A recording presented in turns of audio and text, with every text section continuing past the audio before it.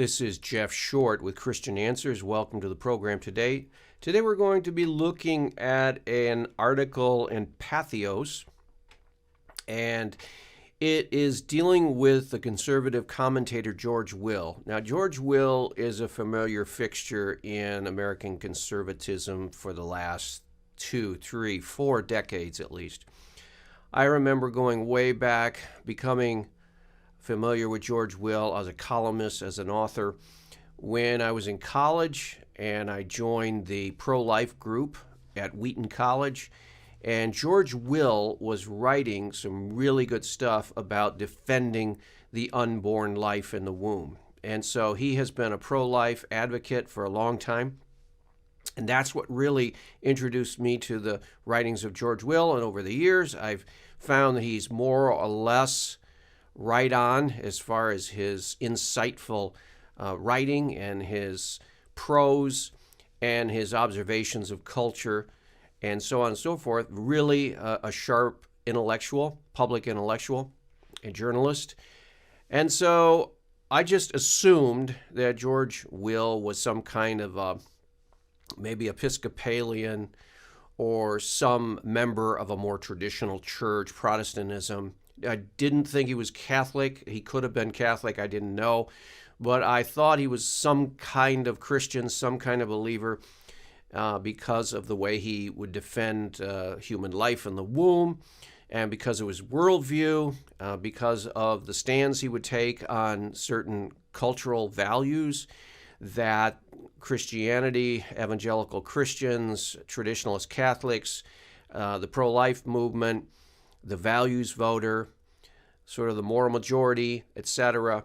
Those were the kinds of values that I saw George Will writing about and defending, and I just assumed that he was some kind of a Christian in some way. Had not ever thought that he was a Jew. There are conservative Jews. Think of a Ben Shapiro, and you think of some of the other writers, for example, who write in National Review and First Things and different publications that are out there. Some of them are written by conservative, socially conservative Jews. But I never thought of George Will as a Jew. I thought of him possibly, like I said, Roman Catholic. Mostly I thought of him as a sort of a mainline Protestant denominational person. Well, as it comes out in the news, George Will is an atheist. Yes, that's right. Very disappointing. George Will is an atheist. And so after all these years, after thinking of this man as somewhat of a semi-Christian, traditional Judeo-Christian believer, we find out he is an atheist. He describes himself as a low-voltage atheist. And we'll read about that in the article right here. But very disappointing. And, of course, some people in society, they say, hey, this is good news for the American Republic because there's a growing secular population in our nation, and they are gaining ground every day. They're called the nones, N-O-N, non-religious. And they think this is great, although I don't think that most of the nones will follow George Will in his conservatism, because most of the nones that are out there are radically leftist, secular thinkers and activists who have nothing to do with the social conservative agenda. But George Will does, and I'll talk about that as we read through this article. Now, here's a picture of George Will, and he is being interviewed. About 7 years ago, he sat down with an interviewer and talked about some of his beliefs, and he talked about religion. But he's written a new book. It says, let's start into the journal article, and let's see what it says. Surprisingly, veteran political commentator George F. Will, a famously cranky, old-style conservative, has written a book that should give much aid and comfort to progressive secularists fearful of the future. The book, The Conservative Sensibility, is a kind of contrarian take on modern conservatism, harking back to the political and social ideals at the Americans' founding, and promoting a strange kind of atheism that admires the fruit of faith. So that is a strange sentence there. Promoting a strange kind of atheism that admires the fruits of faith. So it's a secular conservative, a secular defender of traditional Judeo-Christian values. Now you run into this. All over the landscape now. We see it, for example, in Jordan Peterson, the very popular podcast and YouTube sensation professor at University of Toronto, who has made quite a name for himself. Even though he is an atheist, he does not believe in the existence of the God of the Bible, the Judeo-Christian God, or any God that I know of. He still defends the conservative values that most of the time Judeo-Christians defend. So again, someone like him. You also have other people. There's another YouTube broadcaster, Stefan Molyneux. As far as I can tell, he's an atheist, and yet he defends the conservative values. So we're seeing more and more of these conservative commentators who are atheists, but who defend the traditional values. Now, why would they do that? Well, we'll get into that a little bit later. But it says, in his New York Times review of the book, Andrew Sullivan stresses the curiousness of Will's unique mishmash of conservatism. So you have this here is an atheist for sure, Andrew Sullivan, and he is going to bring out the point that it is strange that someone who would be defending traditional Judeo-Christian values would be himself an atheist. Conservatism for Will is the defense of an a priori truth asserted as self-evident by the Founding Fathers, that all men are created equal, and each has a natural right to do as he pleases with himself and his property, and any government is tasked purely for the maintenance of such freedom. So he's saying here, Andrew Sullivan is saying that Will basically takes as a given, at least in the United States, this part of the Western world, a self-evident truth of these natural rights. Now, he doesn't want to go any further than that. He just says these are our national rights, and they come as self-evident. The problem is, how do you defend a right as self-evident when you don't have a foundation for that right? Only the Judeo-Christian ethic provides an actual intellectual foundation. You would have to just say, well, we stipulate that because these are in our founding documents, that they are rights. They're self-evident. And we're going to just go on from there and not actually defend them rationally. But the article goes on. Sullivan writes that the conservative sensibilities of Will and other traditional Republicans, not Trump Republicans who valued domination over moral clarity, okay, that's the editorial comment of the author, stems from a profound sense of loss, in Will's case, of the founders' revolutionary vision of limited government, separation of powers, maximal federalism, and inviolable individual freedoms. In Will's case, it also is a conservatism that views religion as a social tool. That's very important. A lot of these secular conservative people are called functionalists because they actually believe that religion has an important function in society. They just don't believe in it. And you see this in different places in the conservative intellectual landscape presently. And I mentioned Jordan Peterson. But here we have another one in George Will that we discover is an actual atheist, but he wants religion to function as an important tool in society to maintain morality and stability and social cohesion and all these other sociological benefits. In Will's case, it also is a conservatism that views religion as a social tool, a means to help people control their demons and embrace their better angels, not an absolute divine truth to be worshipped. So you have that functionalism of religion, and you do see this in the founding fathers, in especially some of them like Jefferson and even Washington. Washington, not as much as Jefferson. Jefferson was definitely not a Christian, although I don't believe he was an atheist. Atheism was extremely rare. Pure atheism was extremely rare, and it was even more extreme to actually have someone say they're an atheist. But even most of the people who were leaning toward atheism were still considered maybe deists. That says, yeah, there's probably a God, but we don't know anything about him. He's out there, and he started the world, but then he left, and he's gone, and we're left to ourselves. So Jefferson probably would be along the lines of this, but you also get things written in George Washington and even John Adams that talk about the functional usefulness of religion, and that nations have to be built on religion, and so on and so forth. Did they really have a strong faith? That's questionable at times.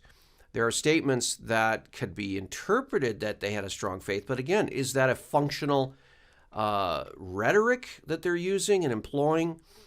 Jefferson also used some of that religiosity rhetoric, but did he actually believe in God and God determines the laws and so on and so forth? Or was he just saying, hey, that's a useful thing to believe, so we want people to believe that? But you see that happening at the founding fathers. Now, not all of them were like that. Some of them were actually strong believers, but you did get that. Franklin, for example. I mean, how much of a true believer was really Ben Franklin? Although he believed that religion was very useful in founding a nation and maintaining the nation.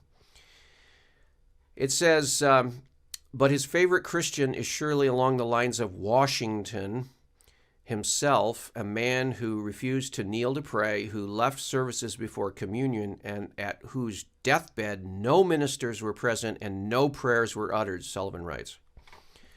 So you have this sort of strain of practical, functional usefulness of religion, especially Christianity, but then you have this sort of muddy, fuzzy faith of some of these founding fathers, and you see that in modern-day secular conservatism also.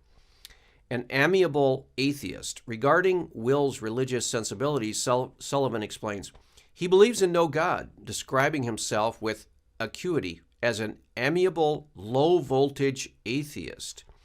And in an absorbing chapter on religion, makes the case that not only can conservatives be thoroughly secular, but that a secular understanding of cosmology and of humanity's place in the cosmos accords with a distinctively conservative sensibility. Now, he might be talking about the secular conservatives' embracing of evolutionary theory and at the same time defending things like traditional marriage. You get this from the likes of Jordan Peterson and Stefan Molyneux, public intellectuals, at least popular YouTube public intellectuals, where they will say, well, evolution fine-tuned our social structures and institutions, and marriage is one of them. And if you violate the marriage, the monogamous one man, one woman evolutionary fine-tuning process, you're going to undermine society. So their rationale for a monogamous marriage is actually an evolutionary model, and it says that over the thousands and hundred thousands of years, social experimentation has been going on, and the failed social arrangements fell by the wayside. You don't hear of them. The successful ones actually grew and prospered and became great civilizations. So therefore, you see the Western civilization grew and prospered because of its social evolution. And one of the key aspects was the evolution of marriage, and what started out as a human experiment became an institution because it worked, and so on and so forth. A very practical take on these institutions. Whereas a Judeo-Christian perspective, we would argue God brought together Adam and Eve, man and woman, in the garden, and that instituted the first marriage. And that pattern, that one man, one woman, brought together one flesh relationship, producing children, raising children, so on and so forth, that is God's will for humanity. And so it isn't a product of evolution, it's a product of creation. And God created it that way, and that's the way society should be ordered. And their marriage should be defined as a man and a woman, because that's the way God created the universe to work and humanity to function. And so when we violate God's revealed will, then we risk destroying culture. And that's the argument against so-called gay marriage and all these other polyamorous marriages and whatever other configuration you come up with. Whereas the secular conservatism would argue, no, that evolution has produced this stable monogamous marriage, and we need to keep it intact because it's the product of success. It's many generations have honed this and fine-tuned this institution, and it's successful because of the process whereby it became number one. And these other failed models, they died off. And it's like the survival of the fittest, only applied to social institutions. And so that's why the secular conservative thinkers and speakers and advocates argue for conservative positions. Now, the problem is you're going to run into trouble because you don't actually have an intellectual foundation for these. You don't have a rational foundation for these institutions, because people can always counter the secular conservatives' argument using evolution and say, yes, but things change and situation and environments change. And so there's a changing social environment today that requires a social change in the institutions and so on and so forth. So it's without a Judeo-Christian natural rights, biblical, God-given, made in the image of God rights, you are not going to have the foundation that you need to really build a society in a secular way. Even though a lot of these thinkers and speakers are on our side right now, in the fight, in the battle, they're going to eventually, my prediction is they're eventually going to come around to the secular view, or they're not going to be able to defend their own secular conservative views, because you need those bedrock values that Judeo-Christian worldview supplies. It says, how reassuring is that in the current hyper-evangelical movement in American politics, as true believers relentlessly try to embed elements of their faith into the body politic, aiming to ultimately transform the secular republic into a Christian theocracy. That whole statement is false.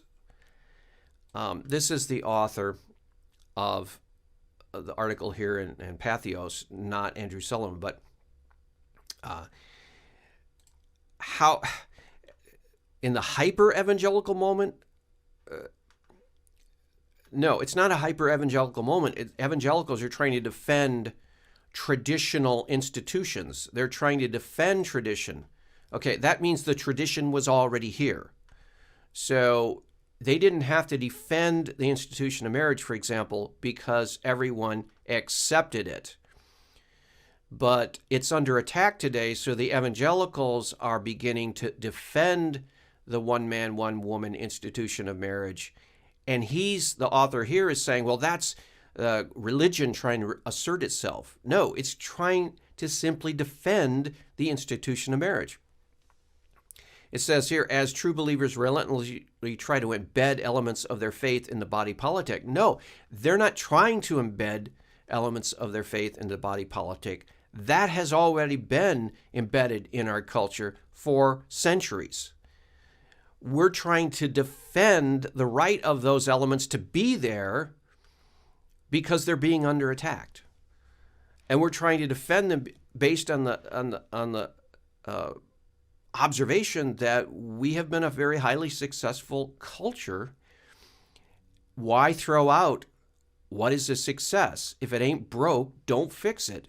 If our country is the envy of the world and other countries, if people are trying to get into what the Judeo-Christian Western world created, why would you want to trash that and change it? Why can't we defend what has traditionally worked in our nation, and that is the Judeo-Christian moral social ethic? So this whole statement is totally false. Christians aren't trying to push their faith into society. Judeo-Christian values are already in society, and the secularists are trying to remove all of them. And so we're trying to conserve what is good already there. Will has a very unconservative view of faith. Most American conservatives are Christian, true, many fundamentalist. In 2014 interview in the American news outlet The Daily Caller, as reported in Newsmax, Will described his spiritual leanings such as they are thusly: I am not religious at all, but I deeply respect religions and religious people. The great religions reflect something constant and noble in the human character, defensible and admirable yearnings, and I am just not persuaded, that's all. Okay, so he's not a true believer, but he does recognize the value that religion plays in society. As much as I admire Will's wide-ranging intellect, if not the hidebound elements of his conservatism, I find his atheism a bit conflated. It seems too uncritical for him to blithely accept that the yearnings of faith are noble, defensible, and admirable, when they could also just be random instinctual emanations from human DNA that instead reflects some practical but unrelated ancient trait by now long obsolete still hanging around. That's evolution. So this writer is saying the evolution, it just might be a remnant of a bygone era. That is the sensibility of conservatism that annoys, a sense that what is old is better, and that instinct, i.e. faith, racism, rage, fear. Okay, he's lumping racism with faith and all this stuff. Bad. Poisoning the well right there. Are always more significant and necessary than newfangled rational concepts like the idea of homosexuality as natural inclination along the whole human spectrum of sexuality and not a perversion of nature, or socialism like systems that might promise greater equality, improve humans' contentment with unbridled capitalism. Okay. Nonetheless, I am heartened that Will includes himself among the demographic of nones. Americans like myself who affiliate with no particular religion but march to the quasi-spiritual beat of their own drummers, if at all. Okay, so he's happy that Will is a non-believer, but he doesn't like it because Will still has warm feelings toward religion. Importantly, according to the Newsmax article, Will has argued before that he does not believe a person's faith is a prerequisite to be a good citizen. A democracy does not require its citizens to be religious, he believes. That is an important stepping stone idea to crafting a more secular republic and jettisoning religious presence and influence in government bodies and practices. Will's amiable atheism implies the other old-style conservatives like him may be waiting in the wings to join secular progressives and perhaps one day completely separating church and state in American politics. According to the Times, Sullivan, Will holds that the Constitution's demand do require interpretation as culture and mores change. Okay, they do require interpretation as culture and mores change. Okay. As the army of nuns burgeons, it is now comprise about a quarter of the population. The impetus will presumably also grow to reinterpret the Constitution along more secular lines. Who knew that once arch conservatives like George Will might lead the way? Now, that is a fear among conservatives, is that because Will is on shaky foundations with his atheism, even though he's defending conservative values, he's on shaky foundation because he doesn't have the Judeo-Christian bedrock to build a rational defense for his conservatism. And just like this author was talking about, he was saying that perhaps Will's conservatism is a holdover from some human instinctual emanation from an older era of evolution. That's the thing. That's the kind of argument that will bring George Will and his secular conservatism down. You need to have a rational basis for what you believe, and George Will doesn't have that.